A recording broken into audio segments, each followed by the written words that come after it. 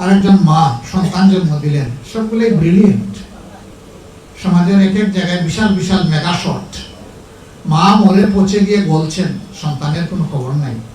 এ কোন সভ্যতা? অবশ্যই এই সভ্যতার পরিবর্তন হতে হবে ইনশাআল্লাহ। এই সকল সমস্যার সমাধান কেবলমাত্র আল্লাহর বিধানের ভিত্তিতেই সম্ভব, অন্য কোনোভাবে সম্ভব না।